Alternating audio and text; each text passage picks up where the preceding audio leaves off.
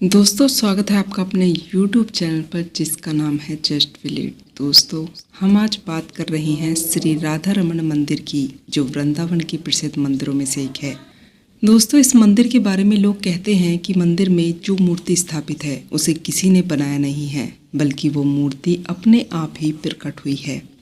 आपको जानकर हैरानी होगी कि इस मंदिर में एक ऐसा अग्निकुंड है जो तकरीबन 500 सालों से आज तक बिना माचिस के जलता आ रहा है। तो दोस्तों चलिए जानते हैं आखिर कहाँ है यह मंदिर। श्री राधा रमण मंदिर गौड़ीय वैष्णव संप्रदाय के सबसे प्रसिद्ध मंदिरों में से एक है। यह मंदिर मथुरा के वृंदावन में स्थित है। मंदिर में प्रवेश करते ही आपको एक बड़ा सा हॉल दिखाई देगा जिसमें भगवान श्री कृष्ण की मूर्ति स्थापित है। दोस्तों इस मंदिर में राधा रमण जी के ललित त्रिभंगी मूर्ति के दर्शन होते हैं। कहते हैं कि मुगल शासन काल में वृंदावन के अनेक मंदिरों को तोड़ा गया था, इसलिए इन मंदिरों में स्थापित इन मूर्तियों को यहाँ के पुजारियों ने अलग अलग जगह भेज दिया था, लेकिन श्री राधा रमण जी ने कभी भी इस मंदिर को नहीं छोड़ा। दोस्तों श्री राधा रमण जी आज भी इस वृंदावन में ही स्थित हैं। आपको यह जानकर ताज्जुब होगा कि श्री राधा रमण जी की मूर्ति किसी ने बनाई नहीं थी, बल्कि यह स्वयं ही यहाँ प्रकट हुई थी। आखिर यह मूर्ति स्वयं कैसे प्रकट हुई, श्री राधा रमण जी की मूर्ति के पीछे क्या था रहस्य, इसके बारे में हम विस्तार से जानते हैं। दोस्तों इस मंदिर की स्थापना 500 साल पहले गोपाल भट्ट गोस्वामी ने की थी। श्री राधा रमण जी सन 1532 से ही वृंदावन में विराजित हैं। मंदिर के पीछे के साइड में श्री राधा रमण जी का प्रकट स्थल तथा गोपाल भट्ट स्वामी जी की समाधि है। दोस्तों गोपाल भट्ट गोस्वामी जब 30 साल के थे तब वो वृंदावन आए थे। चैतन्य महाप्रभु के लापता होने के बाद गोपाल भट्ट गोस्वामी अपने भगवान से दूर होने लगे थे। अपने भक्त को वियोग की पीड़ा से मुक्त कराने के लिए भगवान ने गोपाल भट्ट गोस्वामी जी को सपने में निर्देश दिया था कि यदि आप मेरा दर्शन करना चाहते हैं तो नेपाल की यात्रा करें। तभी गोपाल भट्ट स्वामी यात्रा के लिए निकल पड़े। अपनी यात्रा के समय गोपाल भट्ट स्वामी नेपाल की प्रसिद्ध काली गंडकी नदी में स्नान कर रहे थे। तब अपने जलपोत को नदी में डुबाने पर कई शालिग्राम शिलाओं को अपने घड़े में प्रवेश कराते देख वो चकित हो जाते हैं। वो शिलाओं को वापस से नदी में गिरा देते हैं, लेकिन शिला उनके बर्तन में फिर से भर जाती है।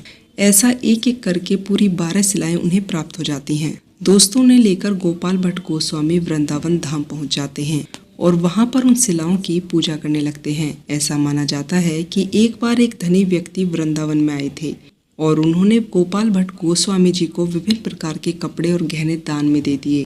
तब गोपाल भट्ट स्वामी ने कहा, मेरे पास तो बहुत छोटे शालिग्राम हैं, इनको मैं गहने और कपड़े कैसे पहनाऊं।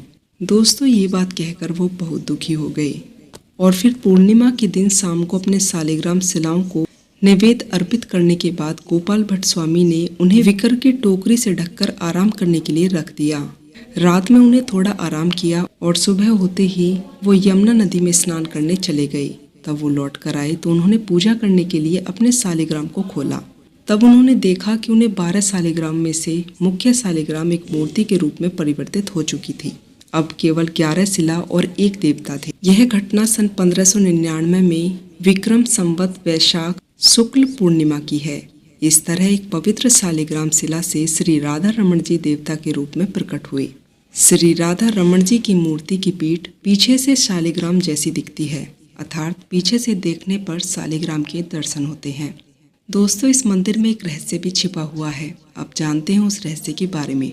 बिना माचिस के जल रही है रसोई। आपको यह जानकर आश्चर्य होगा कि इस मंदिर के रसोई घर में 500 वर्षों से लगातार आग जल रही है। आज तक यह आग बुझी नहीं।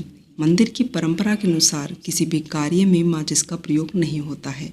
कहा जाता है कि यह आग शुरुआत में किसी माचिस से नहीं लगाई गई थी, बल्कि गोपाल भट्ट स्वामी जी ने अपने मंत्रों की शक्ति से जलाई थी।